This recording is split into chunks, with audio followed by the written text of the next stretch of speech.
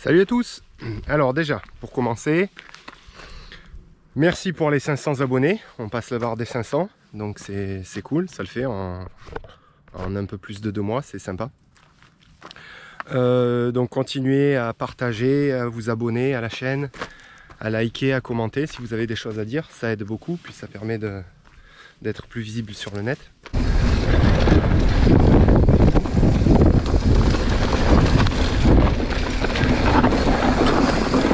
Alors aujourd'hui on est sur les hauteurs de Gargas pour faire le test du Ripmo Aluminium, donc AF, Aluminium Frame, cadre alu. Cette géométrie de l'aluminium diffère de la version 1 carbone. Ils ont couché un peu l'angle de direction qui passe à 64,9 au lieu de 66. Parce que la V1 avait eu un peu mauvaise presse, donc ça c'est modifié. Concernant la géométrie, sachez aussi que ceux qui veulent se porter acquéreurs de la version 2 carbone, sachez que ce test peut vous aider aussi, parce que ça va être la même géométrie. En fait, ils sont inspirés de l'alu pour modifier la version 1 carbone, et la V2 carbone aura la même géométrie, je crois, quasiment, ou non, je crois que c'est vraiment la même géométrie. Donc, mis à part les particularités, les différences qu'il y a entre carbone et alu, ce test, ce test sera valable aussi. C'est un vélo qui me plaît par sa géométrie, que j'ai voulu essayer, qui est distribué par Race Company, et qui est disponible via mon atelier, mais c'est pas le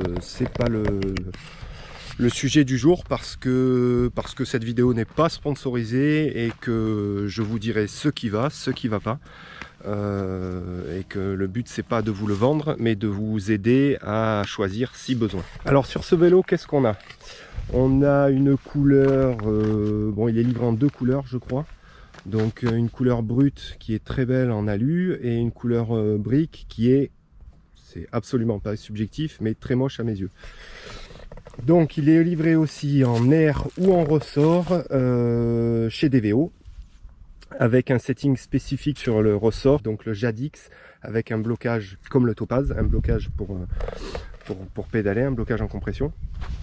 On reviendra sur le setting justement, parce que c'est important de le préciser, pourquoi il a été valvé différemment, enfin pourquoi les settings sont différents. Donc là on est en GX, bon, pas fan, enfin, GX en lui-même ça va, le dérailleur, voilà, le shifting c'est un peu brut, c'est très sensible, c'est un peu, enfin moi le GX je le trouve un peu merdissimal, c'est pour ça que je roule plus avec ça. Au niveau de la suspension, donc on a un Twin Link sous brevet Dave Wiggle, donc un DW Link, donc une suspension avec un anti-squat efficace qui pompe pas, sauf si vraiment on attaque un gros coup de cul technique où là il faudra bloquer l'amortisseur, sinon ça pompe pas, c'est efficace au pédalage. Donc là on est sur un vélo qui doit faire aux environs de 15 kg. On a un angle de tube de selle à 76 degrés, ce qui permet un pédalage efficace. Le vélo ne cabre pas, ça c'est quand même très important. On est bien assis dessus. Alors première chose, c'est vrai qu'on est bien assis dessus. Tout tombe sous les mains, c'est voilà, à mon avis le reach est parfait là, entre 475 et 480 en L, c'est vraiment pas mal. Alors c'est un vélo qui grippe beaucoup de l'avant aussi, parce que le boîtier de pédalier est bas, et ça aide aussi. En termes de sag, comptez 27% derrière, 25 à 30% devant. Donc oui, c'est efficace au pédalage, ça pédale très bien, surtout pour un aluminium. Donc sur ce côté là, si vous voulez savoir, ça marche très bien. Petit rush à chaud juste après avoir monté Péréal par le côté le plus raide et le plus technique, le plus court mais le plus raide et le plus technique. Et effectivement ça monte très bien, donc en termes de rendement ça monte bien. Par contre c'est très stable dans le technique, c'est-à-dire que je me suis mis à des endroits où il fallait pas trop se mettre, et il motorise vraiment très bien. Il grippe fort, il cabre pas. Bon après ça c'est un réglage aussi de position, hein, mais par rapport à mon Mondraker qui monte très bien, on est quand même un ton au-dessus. Donc pas d'inquiétude sur le côté rendement monté. C'est un vélo qui conviendra même pour du all mountain enduro. Vraiment il m'a quand même surpris, c'est une bonne surprise. On a un tube de sel en 42 420. Là, c'est pas la, je pense pas que ça soit la tige de sel d'origine. Ça doit être une 180 d'origine. Donc ça, c'est une 150. Vous voyez, là, on est à la limite et moi, je suis trop court encore. On a un reach de 475, un stack de 630 environ, une douille de direction en 110. Devant, on a une DVO Diamond D1 en 160 mm, donc DVO qui marche très bien tant qu'on sait comment ça fonctionne. Donc c'est pas du tout comme les autres fourches du marché. DVO, déjà il faut mettre de la pression, et après on joue sur la sensibilité avec l'OTT qui est ici, donc qui va jouer sur le ressort négatif. Donc la plupart des gens qui disent que DVO ça marche pas, c'est parce qu'ils ont gonflé leur fourche à 70 PSI et qui comprennent pas que c'est pas comme ça que ça marche. Donc DVO ça marche très bien. Le tout c'est que c'est une approche différente du setting. Voilà, c'est tout. Pour ce test, donc pour que ce soit vraiment objectif, j'ai mis mes roues sur le vélo et mon guidon, mon poste de pilotage. Comme ça, ça changera pas. On a une paire de freins XT en 4 pistons qui marche très bien. Bon, je préfère mes Cura, mais ça marche très bien. Une superbe paire, alors superbe, pas par le design, mais par le grip. Une paire de Lizard Skin, donc c'est Lizard qui les a fait pour Ibis, avec un peu des écailles de poisson. Là, au niveau du grip, c'est vraiment très sympa. Et un cintre que je n'ai pas ici mais qui est très intelligent, c'est un cintre carbone Ibis avec des inserts vissables pour modifier la largeur de guidon sans avoir à recouper. Ça c'est quand même vraiment sympa, c'est très facile mais fallait y penser. On a des manivelles en 175 et puis on a fait à peu près le tour du bike, le bike check. Donc pour les points positifs, donc là ça va faire la 3e sortie que je fais avec, donc j'ai eu le temps de le régler, de faire tout ce qu'il y avait à faire dessus. Alors derrière, donc le Twin Link offre une suspension qui est quand même linéaire. C'est pour ça que je pense que DVO a dû faire un setting spécial pour l'amortisseur à ressort, parce qu'un ressort c'est linéaire, donc linéaire plus linéaire, ça risque d'offrir quelque chose qui talonne facilement. Donc là pour info, c'est une suspension qui est linéaire. Alors c'est pas un mauvais point ou un bon point, on a tendance même à dire que c'est plutôt bien, c'est plutôt mieux que ça soit linéaire, sauf que là il va falloir charger votre partie air avec des volume spacers, ce qu'on appelle. Donc là, à savoir que dans celui-là, moi le réglage, j'en ai mis 6, il en va 7, donc là comme ça va, mais si vous moi perso, si j'en mets moins, avec un sag de 27%, je talonne de partout. Donc il faut pas hésiter à charger la partie positive. Donc dans le topaz, on a une partie négative pour modifier la sensibilité avec des volume spacers, et une partie positive donc pour modifier la progressivité. Donc ne mettez rien dans la chambre négative, ça sert à rien du tout. C'est pour les suspensions qui sont progressives pour gagner un peu de sensibilité, mais là c'est pas du tout le cas. Donc tout va se passer dans la chambre positive. C'est très facile à faire, il y en a pour 5 minutes. Pareil, si vous voulez mettre un autre amortisseur que le Jadix proposé d'origine, vous risquez d'avoir des problèmes. Donc à moins d'avoir un réglage de bottom out comme sur le EXT par exemple, ça risque d'être compliqué. Donc c'est pour ça que Ibis mentionne bien qu'il n'est pas compatible avec tous les ressorts. Donc moi je vous conseille, si vous voulez un ressort, prenez-le en ressort directement, mais ne vous amusez pas à aller chercher un ressort aftermarket, ça risque d'être compliqué après. Donc on a un tube en 420. Donc sur un modèle L, pour moi c'est trop court. 450 c'est déjà court, donc je pense qu'un tube de sel en 450 aurait été plus judicieux. Parce que moi qui roule sur du L en faisant 1,85 m et en ayant une entrejambe de 91 cm, donc c'est une grande entrejambe mais j'y peux rien, je suis fait comme ça.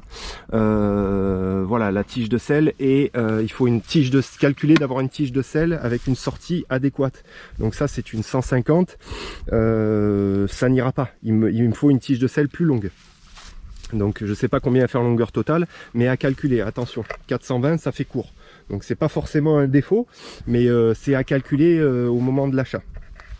Pour le reste, on a un drop sur le boîtier de pédalier, on a un drop de 30.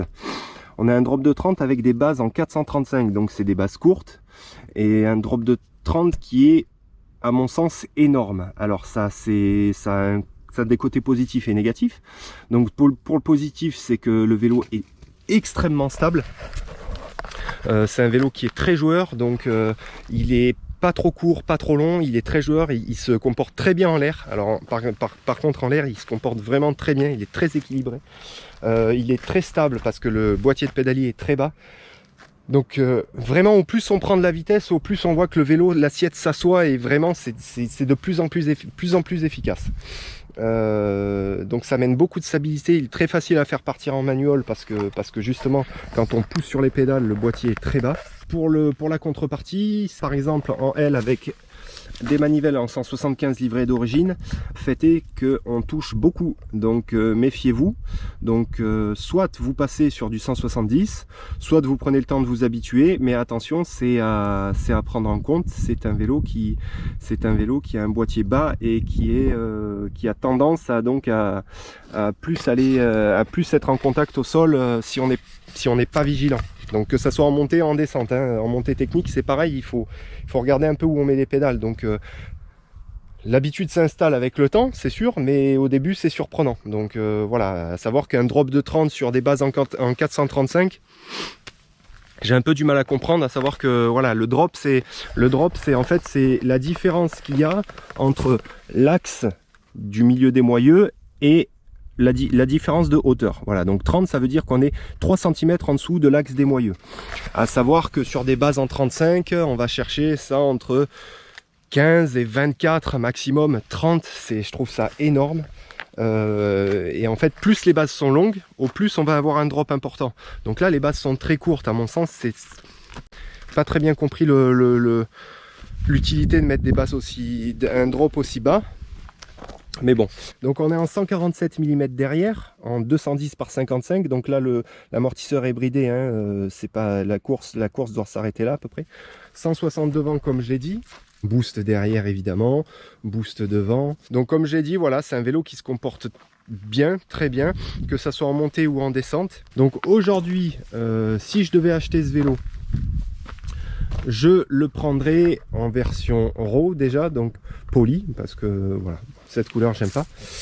Et je le prendrai également en ressort. Pourquoi? Parce que justement, comme on a un boîtier bas et qu'on a tendance à aller taper un peu les manivelles, un ressort va vous apporter plus de maintien à mi-course. C'est un peu le problème de l'amortisseur à air, c'est que à mi-course, il offre un maintien qui est inférieur à un ressort. Ça peut être intéressant de rouler avec un ressort dans le sens où vous aurez une assiette plus haute au pédalage et vous aurez moins de problèmes de pédale strike, ce qu'on appelle. Hein. Pédale strike, c'est quand on vient taper les manivelles de partout. Donc moi, avec une entrejambe très longue, je peux pas me permettre de rouler avec des manivelles en 170. Donc les 175, ça me va très bien.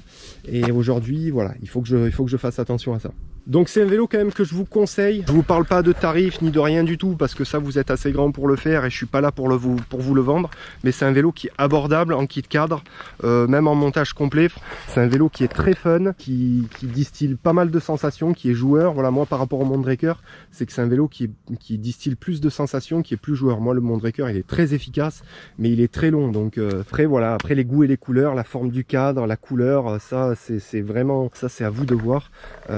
Ce petit gousset là, je crois qu'il disparaît sur la version finale, il me semble, à vérifier, mais voilà. Mais sinon les soudures sont belles, c'est de belles factures.